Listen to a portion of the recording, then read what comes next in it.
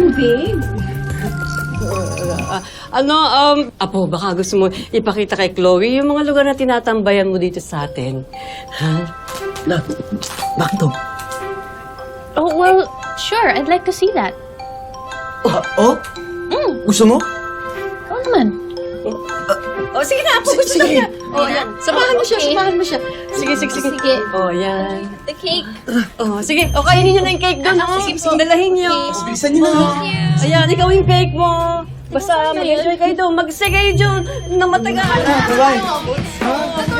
Oo, huwag kayo magpapalik pumalik. Hindi ka lang tambot. Dali mo na. Kung gusto mo, matagal. Doon na lang kayo kumain. Mag-enjoy kayo doon. Beshi, labas na. Ayos ka lang? Alam mo, Ador, sabi ko na sinungaling ka rin talaga eh.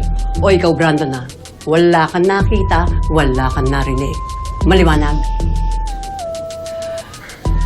Ayos ka lang. Opo na.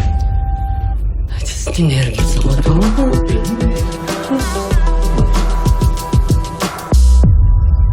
Mukhang kompleto na to. Basta yung birth certificate, importante. Pa-follow up na lang, ha? Thank you. Alex, Nonoy? Nonoy, ba't tong bakal? Uy! Kamusta ka na? Long time no see, ah. oo. Parang isang dekada na, buti naalala mo pa ako. Paano ko naman makakalimutan yung taong tumulong sa akin na maging professional boxer? Alam mo, masaya ako, naging successful ka sa industriya na to. Dahil mo natutulungan na aspiring boxers. Gaya nung anak ko, si Makmak. Si Makmak. Alam mo ba, nito ko lang nalaman na anak mo pala siya at siya yung apo ni Mang Doming? Ang sa'yo, apo mo. Sino nga po? Ang boxer mo sa amateur, si Makmak. Wala ka ng pakialam doon. Bakit itinatago mo pa? Pero in fairness, napakahusay ni Makmak. Yun nga sana yung sadya ko. Alam ko naman nagkaroon siya ng violation dahil dun sa underground fight niya. Pero baka naman, pwede mabigyan mo pa siya ng isa pang pagkakataon para makabalik sa gym mo.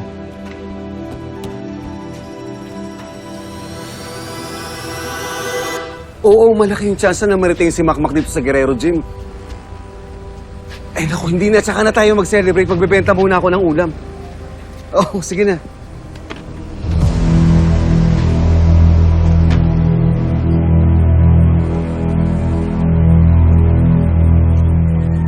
Nonoy?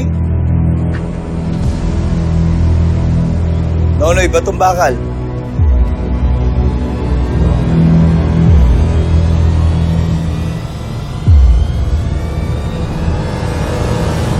Ikaw nga.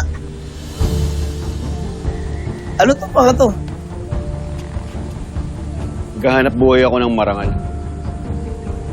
Gahanap boy.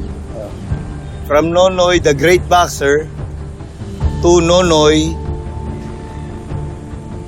ulam vendor. Ganun ba? Iba ka din ah. Ayos ah. Pakiawin ko na to. Sige na. Kung kailangan ng awa mo, Sandali. Ikaw naman masyado ka naman ma-bright, Nonoy eh. Ikaw na nga tutulungan para kahit pa paano makauwi ka ng maaga. Baka mamaya pupunta ka pa sa boyfriend mo. Sandali, saan ka pupunta? Bakit alis ka? Totoo naman yung sinasabi ko, di ba? Alam naman ng lahat dito na bakla ka. Kaya nga kinahiya ng asawa at anak mo eh. kung mayroong dapat ikahiya ng anak dito, ikaw yun. Hindi ka marunong lumaban ng patas. Hoy, tinalo na kita, Noy.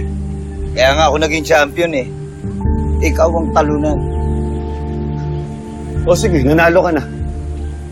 Pero di ba mas nakakahiya yun? Kailangan mo pang bayaran si Sus. Dahil hindi mo kayang talunin mag-isa ang isang bakla.